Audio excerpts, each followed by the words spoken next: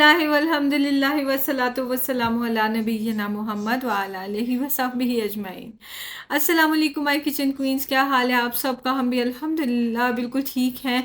और देखिए ज़रा आज मैं करने क्या लगी हूँ, जो मैंने काफ़ी टाइम से पेंडिंग रखा हुआ था, ये जो छोटी छोटी सी डेकोरेशंस है ना, इनको मैं क्लीन करने लगी हूँ। और साथ में जितने प्लांट्स घर पे पड़े हुए हैं ना, आर्टिफिशियल ही हैं सारे, इनको मैं क्लीन करने लगी हूँ। पर एक बात है, अब मैं सोच रही हूँ कि मैंने रियल वाली प्लांटेशन भी इंशाल्लाह घर पे शुरू करनी है।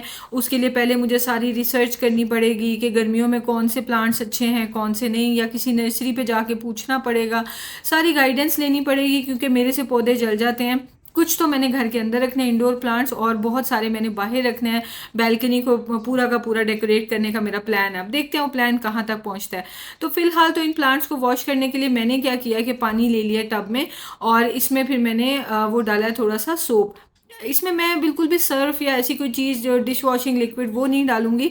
इसमें मैं हैंड सोप डालूंगी। उसका फ़ायदा ये होता है कि वो बहुत जेंटल होता है, तो उससे ना प्लांट्स ख़राब भी नहीं होते, उनका कलर ख़राब नहीं होता।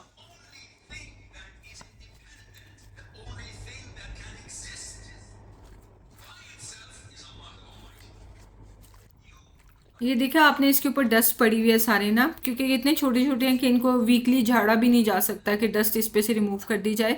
तो मैं इसको जेंटली एक दफ़ा ऐसे वॉश कर देती हूँ। और आप ट्राई करके देखना कि आप इसको हल्का सा 2-3 स्क्वायर्स आपने सोप के डालने हैं, और बस इनको ना झाड़ लें ऐसे पानी में डाल के, तो फ़ौरन धुल जाते हैं। ज़्यादा देर पानी में रखेंगे तो इनकी ग्लू उतरती जाएगी, और जो जो इनके ऊपर चीज़ें लगी हुई हैं वो सारी उतर के गिरने लग जाएंगी। सो इसलिए जल्दी जल्दी करना होता है, और फिर सीधा खड़ा कर दें, और बस ये साफ़ सुथरे हो गए।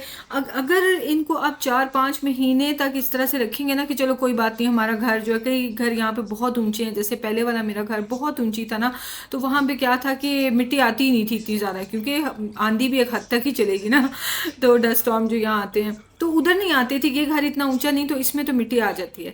अच्छा, अब अगर 5-6 महीने तक इसको साफ नहीं करेंगे ना, तो क्या होगा कि हल्की हल्की ग्रीस भी इसके ऊपर बैठनी शुरू हो जाएगी, क्योंकि हमारे घरों में रोज़ खाने पकते हैं, तो उसकी वजह से ऑयल भी तो इवेपोरेट होता है। बेशक उसकी क्वांटिटी या रेशो कह लें बहुत कम होती है एज़ कम्पेयर टू पानी, जब उबलता है तो वो इवेपोरेट होता है। तो इस वजह से ज़रूरी है कि इनको टाइम टू टाइम साफ़ करते रहें, वरना एक दफ़ा इनको लग गई ना ग्रीस तो वो फिर उतरने वाली नहीं है। अब मैंने गलती क्या कर दी कि वो जो ग्रीन वाला प्लांटर है ना, जिसके ऊपर ये वाइट ट्यूलिप्स लगे हुए हैं, ये अपना रंग छोड़ता है, और मुझे पता भी है, एक बार पहले वॉश किया था तो इसने रंग छोड़ दिया था, पर मुझे अभी बिल्कुल याद ही नहीं रहा था। तो अब उसका ग्रीन कलर हो गया, तो मैं सोच रही हूँ कि अब इसको फिर मैं चेंज करूँगी, गिरा दूंगी इसको। ये देखिए इसके अंदर आपको मिट्टी नज़र आ रही है ना, डस्ट, तो वो सारी डस्ट उतर के इसमें चली गई है। तो दोबारा मैं पानी लेके आई हूँ, उसमें थोड़ा सा मैंने सोप डाला है, और इसकी दोबारा से हम वॉशिंग शुरू कर देंगे। जो लंबे वाले प्लांट हैं उसको मैं वाइप्स जो नहीं होती, क्लीनिंग वाइप्स भी यहाँ पे मिलती हैं, ऐसे 3-3 4-4 दिरहम की या 5 दिरहम का इतना बड़ा पैकेट होता है कि उसमें वाइप्स ही वाइप्स होती हैं फॉर एवर। तो उससे मैं इनको क्लीन कर दूंगी।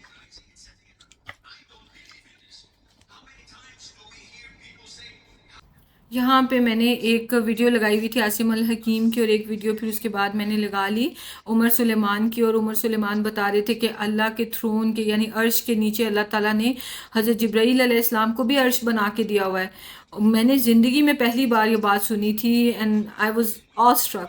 और हज़रत जो जिब्रील अलैहिस्सलाम है, उनका जो ओरिजिनल फॉर्म है वो हज़रत मोहम्मद सल्लल्लाहु अलैहि वसल्लम ने एक बार देखी थी, और उनके 600 विंग्स हैं। और उन्होंने जो कौम लूत को तबाह किया था, अपनी एक विंग की टिप से उन्होंने उनको उल्टा के फेंक दिया था, कौम लूत को इस तरह बर्बाद कर दिया था। तो और उनके जो जो उनके विंग्स हैं ना, उनमें से मोती झड़ते रहते हैं, और उनका जो थ्रोन है अल्लाह के थ्रोन के नीचे है।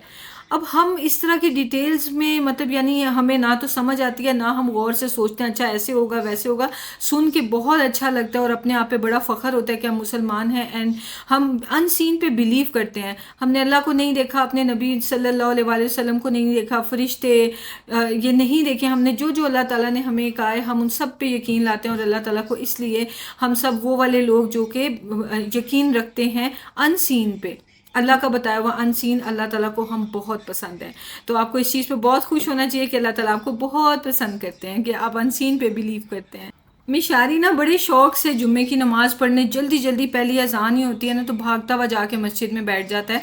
फर्स्ट रो में बैठने की उसकी कोशिश होती है, क्योंकि मैंने इसी तरह वीडियोस देख के एक बार उसको बताया था कि अल्लाह ताला अपना चेहरा मुबारक जो है ना वो जन्नतुल फिरदौस के जो आला दर्जों पे जो लोग होंगे ना, सिर्फ जन्नत नहीं, जन्नतुल फिरदौस, तो उसमें जो लोग होंगे उनको अल्लाह ताला अपना चेहरा मुबारक का दीदार कराएंगे। और वो भी फ्राइडे के दिन महफिल बनेगी जिसमें आगे अम्बिया और सारे जो इस तरह की बहुत ऊंची हस्तियां हैं वो सब आगे तशरीफ़ रखेंगे, और पीछे जो हैं वो अच्छे मुसलमान होंगे, और जो जिनको और मौका मिलेगा यानी इतने वो अच्छे रहे होंगे दुनिया में, उनको पीछे सैंड पे बैठने की जगह दी जाएगी।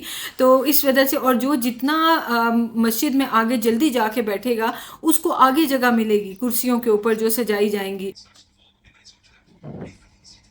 जिस महफिल में अल्लाह का ज़िक्र होता है वहाँ पे सारे फरिश्ते भी इकट्ठे हो जाते हैं और वहाँ पे अजर व सवाब बहुत मिलता है। तो मेरी इसीलिए कोशिश होती है कि हम हज़ारों की तादाद में इकट्ठे होते हैं तो अल्लाह का ज़िक्र ज़रूर हो जाए। और अगर मैं ना ज़िक्र कभी करूँ, कभी अपनी बातों में वीडियो गुजर जाए, तो आप ज़रूर अल्लाह का ज़िक्र कमेंट्स में कर दिया करें और उसको बाकी सारे लाइक कर दिया करें ताकि वो कमेंट्स टॉप पे आ जाए। तो खैर, आपसे गपशप लगाते ये टाइम अच्छा मज़े का गुजर गया और ये सारी सफाई भी हो गई। मैंने सोचा था कि मुझे 2-3 घंटे लग जाएंगे इनको क्लीन करने में, बट अल्हम्दुलिल्लाह बड़ी जल्दी हो गया था। तो बस ये जो पत्थर रखे हुए थे ना, इनको मैंने निकाल के नीचे रख के अच्छे से साफ़ नहीं किया, बस ऊपर ऊपर से साफ़ कर दिया और बस ये क्लीन लगने लग गया। सिर्फ ये कि जब हम शिफ्टिंग करेंगे उस वक्त सारी चीज़ें एक दफ़ा फिर से जो करनी ही होंगी तो फिर देख ली जाएगी।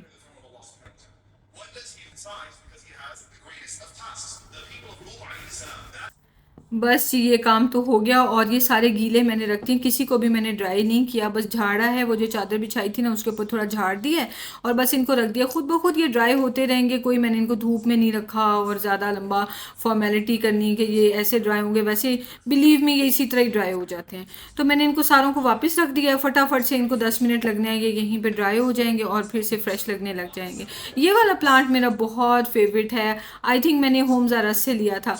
और ये रिक्शा मैंने उधर से लिया था ग्लोबल विलेज से, ये मुझे इतना प्यारा लगता है जिसकी कोई हद ही नहीं है। इसको भी मैंने जल्दी जल्दी साफ़ किया क्योंकि ग्लू से शीशे लगे हुए, मुझे डर था कि शीशा ही ना कोई उतर जाए। फटाफट से साफ़ करके तो ये चमकता दमकता रिक्शा भी जो है ना रेडी हो गया है। अब सबसे बड़ा मसला आ गया कि अब मैंने बनाना था खाना, पर मेरे घर में कोई खाना अभी अवेलेबल नहीं था। और मुझे सबसे ज़्यादा गुस्सा इसी बात पर आता है, कसम से लिटरली चिढ़ होती है कि ये सोचना पड़े ना कि आज क्या पकाना है, वो सबसे ज़्यादा फ्रस्ट्रेटिंग होता है मेरे लिए। कोई बात नहीं बेटा, मैंने याद तो कर लिया कि पहले मैंने खाया, क्या हो गया? कुछ भी लगा चलता रहता है।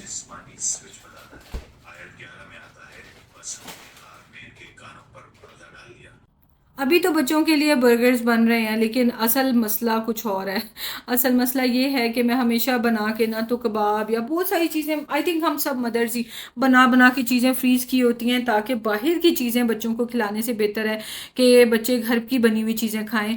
पहले कॉन्सेप्ट होता था कि नहीं नहीं फ्रीज़ नहीं करना, हो फ्रीज़ करना तो बहुत गलत बात है, तो वो तो टेक्नोलॉजी को ना यूज़ करने वाली बात है। अब सब समझ गए हैं कि फ्रीज़ करने से न्यूट्रिशन वहीं फ्रीज़ हो जाती है और वो अल्हम्दुलिल्लाह ज़्यादा मज़े की चीज़ हो जाती है। एक तो कन्वीनियंस हो जाती है और दूसरा ये कि वो उनकी न्यूट्रिशन भी फ्रीज़ हो जाती है। ऐसे फ्रिज में तो 3-4 दिन से ज़्यादा आप कोई चीज़ रख नहीं सकते, 4 भी बहुत ज़्यादा है, 3 से ज़्यादा नहीं रख सकते। और फ्रीज़र में जो आप 3-3 महीने चीज़ें रखते हो उसकी न्यूट्रिशन वही रहती है। तो खैर, अभी मैंने फिर सोच रही थी कि मैं बना के फ्रीज़र में भी चीज़ें रखूँ, तो अपकमिंग वीडियोज़ में आप देखेंगे कि मैं क्या क्या बना के फ्रीज़ कर रही हूँ ताकि घर पर अगर कुछ भी खाने को ना होना तो बड़ा आसान लगता है कि उसमें से कुछ निकाला, बना के बच्चों को भी दे दिया, खुद भी खा लिया। तो फिलहाल तो आपने निहारी देखी है जो मैं अपनी नेबर के लिए बना रही थी और ये मैं आपको अगली वीडियो में आपसे शेयर करूंगी, इसलिए कि डेली वीडियो बनाने की कोशिश कर रही होती हूँ ना तो वो लंबी लंबी वीडियोस भी मेरे से एडिट नहीं होती क्योंकि बाकी घर का काम भी तो पड़ा होता है, वो भी तो करना होता है तो फिर इतना टाइम नहीं होता। तो वो मैं फिर सोचा कि चलें कोई बात नहीं, छोटी वीडियोज़ ही हों लेकिन एटलीस्ट आपको रोज़ाना की नॉश डोज जो है ना वो आपको मिल जाए जिसका आप इंतज़ार कर रहे होते हैं। आपका प्यार है जो मुझे लेके चलता रहता है कि नहीं कुछ ना कुछ तो करके अपलोड कर दूँ, वीडियो ना भी हो चलो कोई शॉर्ट ही अपलोड कर दूँ तो खैर, आपसे गपशप लगाते जो नगेट्स और फ्राइज़ मैंने जो है वो फ्राई कर दिए हैं दोनों। मैंने फिर पैकेट लिए हुए थे क्योंकि मेरे पास अपने घर में तो कुछ है नहीं जो मैं इनको बना के दूं। और नगेट्स भी जो है वो मैंने सोचा कि सारे एक ही दफ़ा मिशी बोल देगा और तिहामी जो बोल देगा नगेट्स तो उसमें आधे से ज़्यादा पैकेट तो वैसे ही ख़त्म हो जाना है क्योंकि ज़ाहिर है उन्होंने अपना बच्चों को अपनी मर्ज़ी के चाहिए होते हैं। तो मैंने ये सोचा कि मैं ना ये इनके बर्गर बना देती हूँ, ये सबसे कन्वीनियंट रहते हैं, 2-3 नगेट्स रखने हैं और बर्गर बन जाने हैं और बच्चों ने खा के तो फुल हो जाना है। तो केचप लगा दी, मेयो लगा दी और उसके ऊपर नगेट्स रख दिए। अपने लिए भी मैंने बर्गर बना लिया और साथ में वो फ्राइज़ थे। वैसे फ्रोज़न फ्राइज़ के ना बहुत ही क्रंची और क्रिस्पी होते हैं, घर पर भी बन जाते हैं फ्रोज़न फ्राइज़, पर मैंने आपसे आज तक रेसिपी शेयर नहीं की, इसलिए कि वो इतना टाइम कंज्यूमिंग होता है कि हार्डली कोई करके इस तरह फ्रीज़ करेगा। तो मैं इसी रेसिपीज़ आपसे शेयर करती होती हूँ। कौन सा है मेरा? कोई भी ले लो, टू बर्गर्स वाला ना। एक एक्स्ट्रा नगेट बच गया था, वो भी रख दे, जिसने एक्स्ट्रा नगेट लेना है वो ले ले। विशु आप 2 बर्गर्स वाला लो ना, आपके लिए 2 बर्गर्स हैं। Thank you so much. 5 bread. याद से लाइक शेयर सब्सक्राइब कर ले। मिलते हैं नेक्स्ट वीडियो में। टेक केयर, अल्लाह हाफिज। ऐसे ही से देखें, I can't see properly. I'm an old man, so I'm sitting on a chair, and this chair seems to be moving. Is this chair laughing? Yeah. What kind of chair am I sitting on? What is this? Chair, can you talk? तो बहुत ते वाकई पूरा wait रख के इसके ऊपर बैठे हुए हो। हाँ। तो मैं बोल देता, मैं ऐसे कर देता हूँ। हाय अल्लाह। So relaxing. But this chair keeps. I feel like this chair is doing like this. Vibration. Wish you Eli, it's a massage chair. Yeah. Let me just. Vibrating chair, massage chair चलो। Let me just adjust my position. और बेचारा उसकी टंग बाहर आई हुई है बेटा, नहीं करो। It's fine. ओए, नहीं निकल सकता। विशु आपकी गोदी में काका लेटा हुआ है। निकलो। विशु ना निकलो, ऐसे लेटे बैठे रहो विशु, बैठे रहो। मैं स्लिप हो रही निकल। विशु ना निकलना। मैं वाकई निकल सकता। फाइनली ली निकल। इस वक्त 7:30 हो रहे हैं और ये टाइम है मगरिब पढ़ने लगी। और ये सारे कपड़े वो हैं जो मैंने टेलर को दिए थे ऑल्ट्रेशन के लिए, और इनको अभी मैंने प्रेस करना। अभी ऐसे ही पड़े रहेंगे, निकाले थे मैंने पर नहीं टाइम मिला, मैं कल करूँगी इंशाल्लाह। नमाज पढ़ो जाके। अच्छा बाबा वॉशरूम में